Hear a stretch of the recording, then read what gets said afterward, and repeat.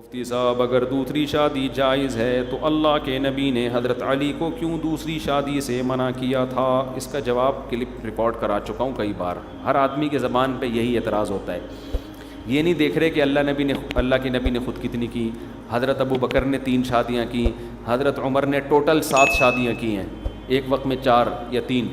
حضرت علی نے حضرت فاطمہ کے انتقال کے بعد ایٹ اے ٹائم 4 بیویاں رکھی ہیں. حضرت فاطمہ کی زندگی میں آپ نے دوسری شادی نہیں کی.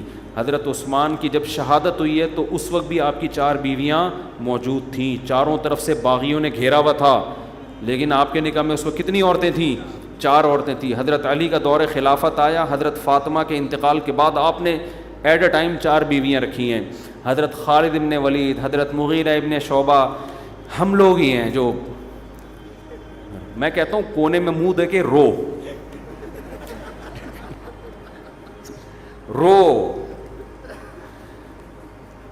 تو باقی نبی نے حضرت علی کو منع کیا. فرض کر لیتے ہیں کہ آپ نے پابندی لگائی حضرت علی پہ، تو جب سب کر رہے ہوں 2-4 لوگوں کو منع کر دیا جائے تو اس میں کوئی قباحت بولو نہیں ہے. ایک مثال دے رہا ہوں، فرض کر لو منع کیا ہے کہ بھئی پیغمبر کی بیٹی کی یہ فضیلت ہے کہ ان پہ سوکن نہ آئے.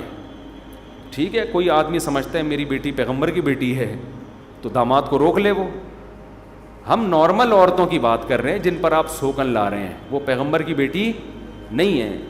جب معاشرے میں سب کر رہے تھے اور دوسری شادی کی حکمتیں حاصل ہو رہی ہیں، جو نہ کرنے کے نقصانات ہیں وہ نہیں ہو رہے، تو ایک آدھ پہ پابندی لگانا اس سے شریعت کا حکم فوت نہیں ہوتا. جبکہ حقیقت یہ ہے کہ نبی نے پابندی نہیں لگائی تھی. حدیث کے الفاظ ہیں کہ جب نبی نے حضرت علی کو نکاح سے روکا ہے تو حضرت علی ابو جہل کی بیٹی سے نکاح کر رہے تھے.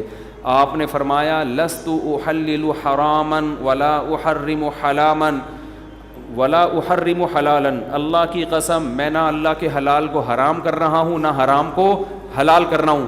لیکن لا یجتمع بنت عدو اللہ و بنت رسول اللہ فی بیت واحد، لیکن اللہ کی قسم اللہ کے دشمن کی بیٹی اور نبی کی بیٹی ایک گھر میں جمع نہیں ہو سکتے. تو وہاں بھی نبی نے بتا دیا کہ میں اللہ کے حلال کو حرام نہیں کر رہا. جب اللہ نے اجازت دی ہے تو سب کے لیے. باقی پھر حضرت علی نے نہیں کی حضرت فاطمہ کے احترام میں، تو آپ کی بیوی بھی اگر حضرت فاطمہ جیسی ہے تو آپ احترام میں نہ کرو. لیکن جس سے کر رہے ہو اس کا بھی تو کوئی احترام ہے نا، صحیح ہے نا. اس کا بیڑا غرق کیوں کر رہے ہو؟ اس کا بھی تو، اس کو تو رشتہ ہی نہیں مل رہا. باقی حضرت علی نے پھر حضرت فاطمہ کے انتقال کے بعد پھر کی ہیں، پھر فوراً 4 کی ہیں حضرت علی نے. اچھا بھائی، حالانکہ حضرت علی دنیا سے بے رغبتی میں مشہور تھے. دنیا سے بے رغبتی میں آپ دیکھیں صحابہ کے دور میں جتنے بڑے صوفی صحابی ہوں گے نا جو مشہور تھے دنیا کی رغبت نہیں ہے، انہی نے شادیاں زیادہ کی ہیں.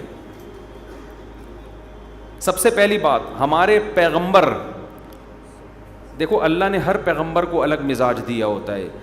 حضرت سلیمان علیہ السلام کا مزاج تھا شاہانہ، دبا کے دنیا رکھی حضرت سلیمان علیہ السلام نے. اللہ سے حکومت مانگی، بادشاہت مانگی، رزق مانگا. اللہ نے سارے دنیا میں عیش و عشرت کا سارا سامان حضرت سلیمان علیہ السلام کو دے دیا. ایسا تخت، ایسا تاج، ایسا خوبصورت تخت، محل ایسا خاندانی شاہی محل بنوایا کہ ملکہ سبا آئی ہے تو محل دیکھ کے پاگل ہو گئی کہ یہ کیسے بنا لیا انہوں نے اتنا خوبصورت محل.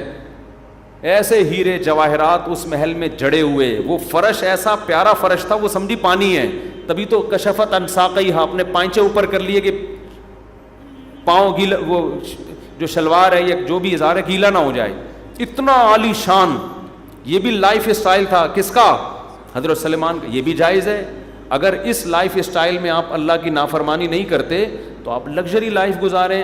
شریعت میں پابندی نہیں ہے. حضرت عثمان کا لگژری لائف تھی، بڑا پیسہ تھا. حضرت ابو بکر کے پاس بہت پیسہ. ائمہ میں امام ابو حنیفہ بڑے دولت مند تھے. آپ کے سمندر میں تجارتی جہاز چلتے تھے. بہت پیسہ تھا امام ابو حنیفہ کے پاس. بہت سے محدثین گزرے، بڑا پیسہ تھا. تو پیسہ رکھنا اسلام میں برا عمل نہیں ہے، لیکن بعض لوگوں کا مزاج ہوتا ہے سادگی. تو حضرت سلیمان کا مزاج کیا تھا؟ حکومت، دولت. ہمارے نبی کا مزاج کیا تھا؟ ایک وقت کو روٹی چاہیے، دوسرے وقت میں کیا رہوں؟ فاقہ کروں. اتنی بے رغبتی دنیا سے, اتنی بے رغبتی. روزے بھی آپ 24 گھنٹے کے رکھتے تھے. ایک روایت میں آتا ہے دودھ اور شہد کسی نے ملا کے دیا نبی کو, آپ نے پینے سے انکار کر دیا کہ 2 مشروب اکٹھے, یعنی گویا یہ تو عیش کی بات ہو گئی نا, حالانکہ جائز ہے شہد دودھ میں ملا کے پینا. آپ نے نہیں.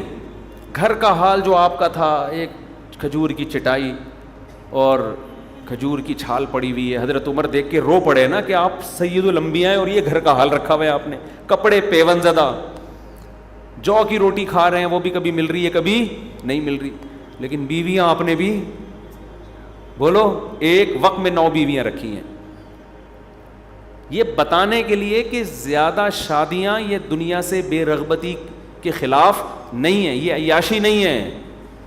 سمجھتے ہو؟ صحابہ میں بھی آپ دیکھ لیں نا, جو صحابہ زیادہ دنیا سے بے رغبتی تھی ان کی بیویاں زیادہ تھیں, جن میں حضرت علی مشہور ہیں دنیا سے بے رغبتی میں. آپ تو اپنی داڑھی رات کو پکڑ کے نا قبر کو یاد کر کے روتے تھے. حضرت علی کے اشعار ہیں, رات کے وقت میں حضرت علی اٹھتے اپنی داڑھی پکڑ کے روتے تھے اللہ کے سامنے کہ موت قریب آ رہی ہے, قبر قریب آ رہی ہے, کیا تیاری ہے اس کے لیے.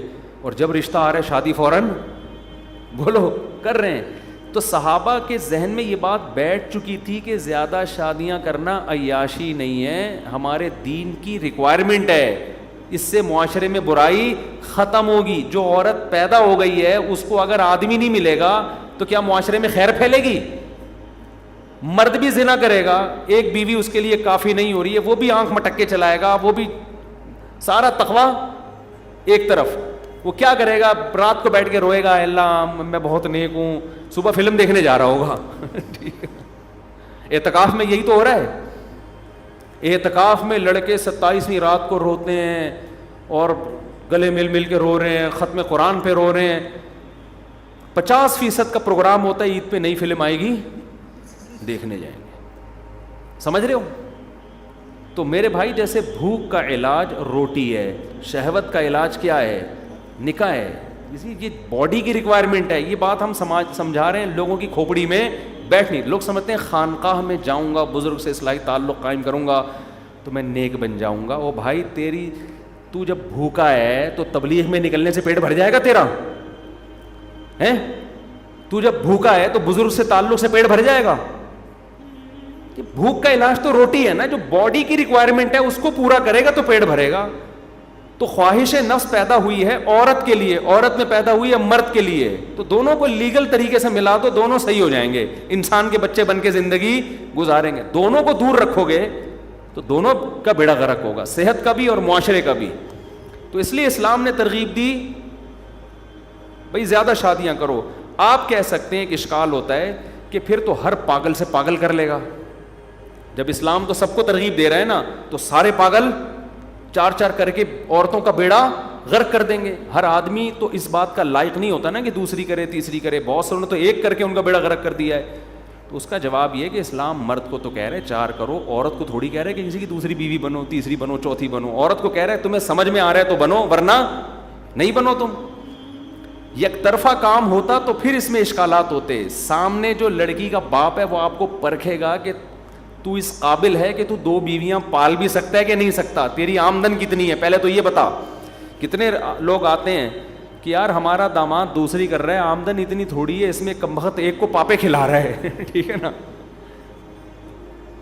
تو دوسری کو کیا کھلائے گا؟ تو یہ دوسری کا باپ بھی تو پوچھے گا نا کہ ہم تجھے دوسری پہ اپنی بیٹی دے رہے ہیں, ہم آدھا میاں لے رہے ہیں, آدھا داماد ہوگا آدھا کسی اور کا ہوگا, تو آدھا داماد ہمیں مل رہا ہے تو ایک عیب ہے, تو اس کی تلافی کیسے کرو؟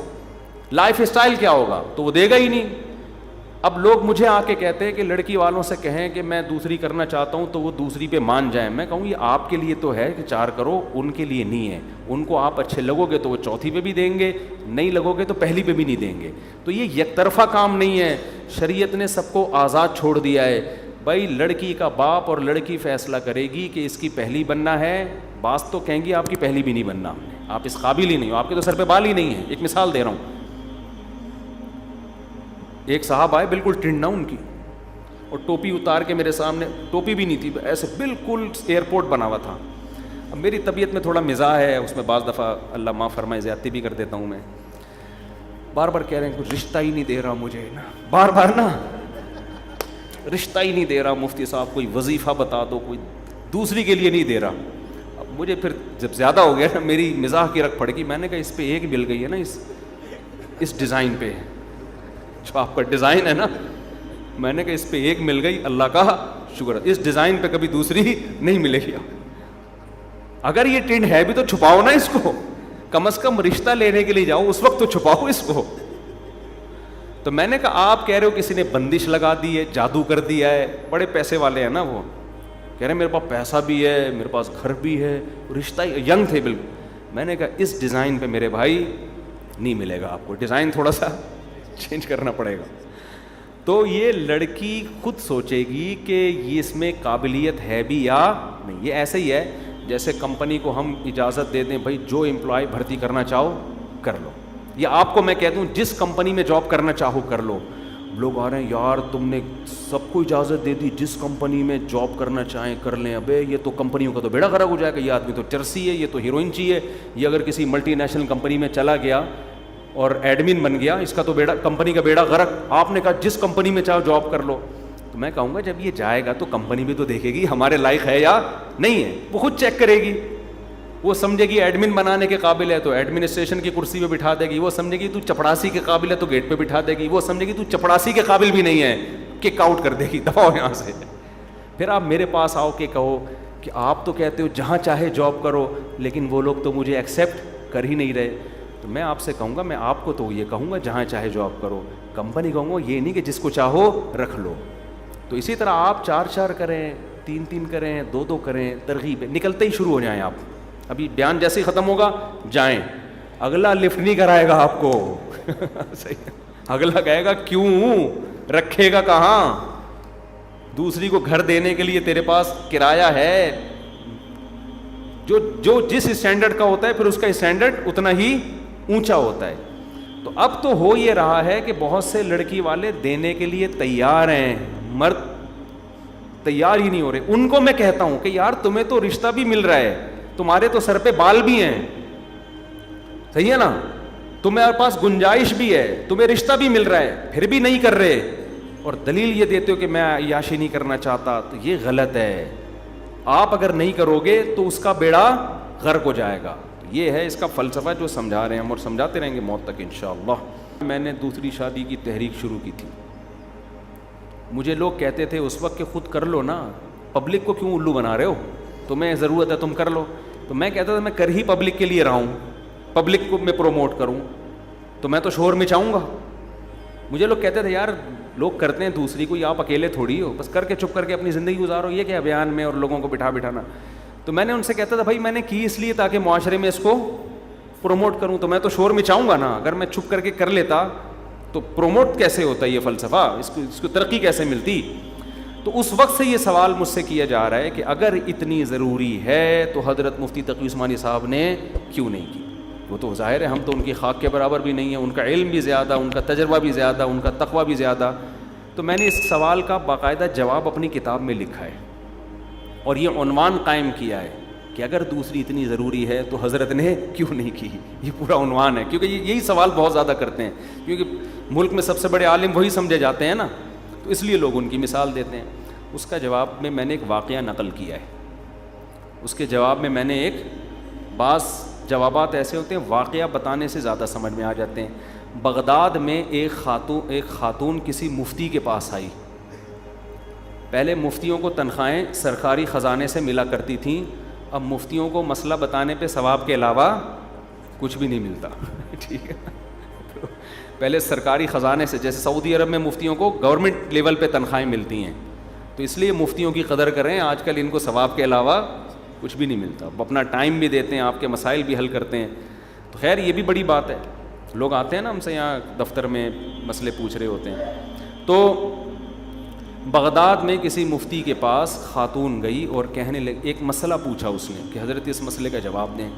ان مفتی صاحب کو اس وقت جواب نہیں آیا. انہوں نے کہا مجھے اس کا جواب معلوم نہیں ہے. نیک مفتی تھے اس لیے انہوں نے کہہ دیا. عورت کو غصہ آیا، کہہ رہے جب تمہیں جواب معلوم نہیں ہے تنخواہ کس بات کی لیتے ہو؟ گورنمنٹ کے بیت المال سے تنخواہ کس بات کی لیتے ہو؟ تو مفتی صاحب نے کہا مجھے جو اللہ نے معلومات دی ہیں، علم دیا ہے، میں اس کی تنخواہ لیتا ہوں. جو معلومات مجھے نہیں دی نا اللہ نے، اس کی اگر لینا شروع کر دوں تو پورے ملک کا خزانہ میری تنخواہ میں ختم ہو جائے گا. کیونکہ ہر آدمی کے پاس جتنا علم ہے وہ محدود ہے، اور جو باتیں اسے معلوم نہیں ہیں وہ لامحدود ہیں. سمجھ میں آ رہی ہے بات؟ انہوں نے کہا بھائی جتنی نالج مجھے ہے میں اس کی تنخواہ لیتا ہوں، جو باتیں مجھے معلوم نہیں ہیں اس کی لوں تو وہ تو بہت زیادہ ہیں، اس کی اگر لینا شروع کر دوں تو گورنمنٹ کا خزانہ، کیونکہ ہمیں یہ بھی نہیں پتا، یہ بھی نہیں پتا، یہ بھی نہیں پتا، بہت ساری چیزیں ہیں جو نہیں پتا ہمیں. تو یاد رکھو ہمیں جو اپنے اکابر سے، علماء سے محبت ہے، ان کاموں کی وجہ سے، پازیٹیو کاموں کی وجہ سے جو وہ کر رہے ہیں.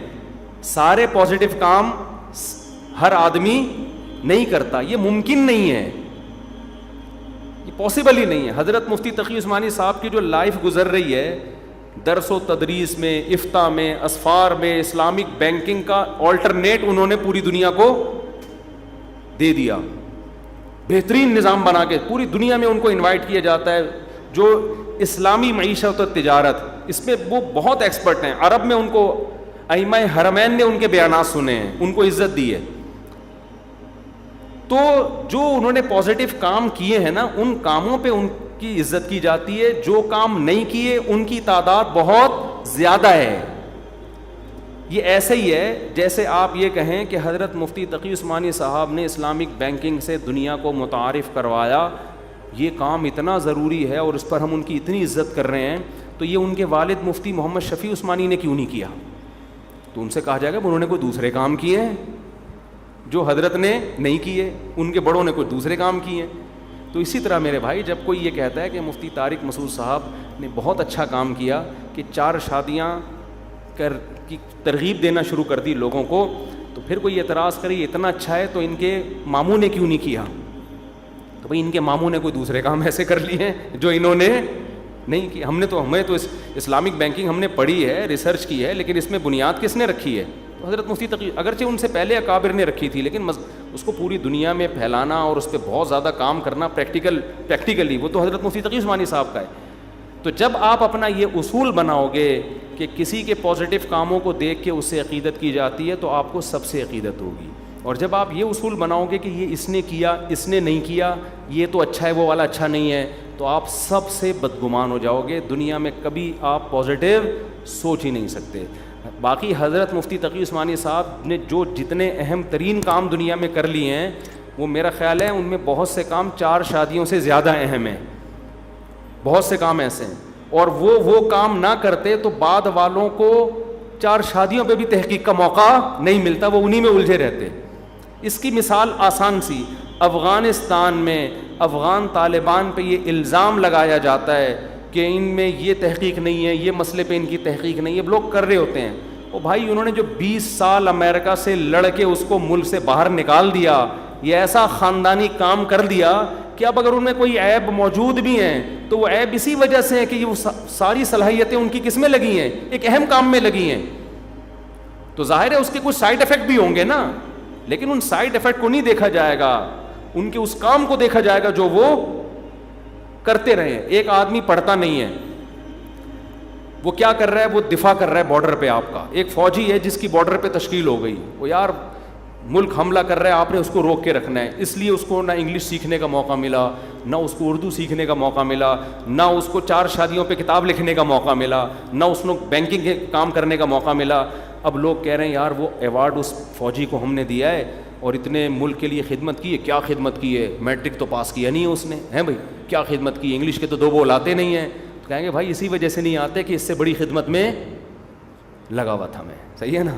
میں ملک کو بچانے کی فکر میں لگا ہوا تھا، لہذا میرا کاروبار بھی برباد، میری نالج بھی برباد، اور 4 شادیوں تو دور کی بات، میں اتنا مصروف تھا ایک بھی نہیں کر سکا. تو وہ بارڈر کو انہوں نے محفوظ رکھا ہوا ہے، اس لیے ہم یہاں 4 شادیاں کر بھی رہے ہیں، ترغیب بھی دے. اسلامک بینکنگ، اسلامی معیشت کا مسئلہ انہوں نے حل کر دیا، اس لیے ہمارے پاس 4 شادیوں کے لیے سوچنے کا ٹائم مل گیا. اگر وہ ان بڑے بڑے مسائل پہ توجہ نہ کرتے تو بہت بڑے بڑے مسائل کھڑے ہو جاتے. اب یہ مجھ سے دوبارہ کسی نے یہ سوال کیا تو اچھا نہیں ہوگا. جی اس سے بھی بڑھ کر مجھ سے لوگ پوچھتے ہیں کہ آپ جن سے بیعت ہیں اپنے شیخ سے، جن سے ساری زندگی ہم نے سیکھا ہے، انہوں نے تو نہیں کی، آپ نے کر لی، تو آپ کا علم زیادہ ہے یا ان کا علم زیادہ ہے؟ تو اس کا بھی جواب یہ ہے کہ یار وہ اتنے مصروف ہیں، اتنی مختلف کاموں میں ان کی توجہ نہیں گئی اس طرف، وہ اتنے مصروف ہیں، وہ بڑے بڑے کاموں میں اتنے مصروف ہیں، ان کی مصروفیت کی وجہ سے تو ہمیں اس پہ سوچنے کا موقع ملا، انہوں نے ہمیں فارغ کر دیا اس کام کے لیے، سارے کام انہوں نے خود کر لیے، ہمارے پاس اب کیا تھا؟ اور یہ بھی کوئی برائی نہیں ہے، یہ اہم ترین کام ہم اگر نہ کر رہے ہوتے ہیں نا تو بیڑا غرق ہونا تھا معاشرے کا، اور ابھی بھی خطرہ ہے، ہوگا بیڑا غرق، کیونکہ جس طرح سے لوگوں کو اس طرف آنا چاہیے آ نہیں رہے ہیں لوگ، اس کو لوگ سیریس لے نہیں رہے ہیں۔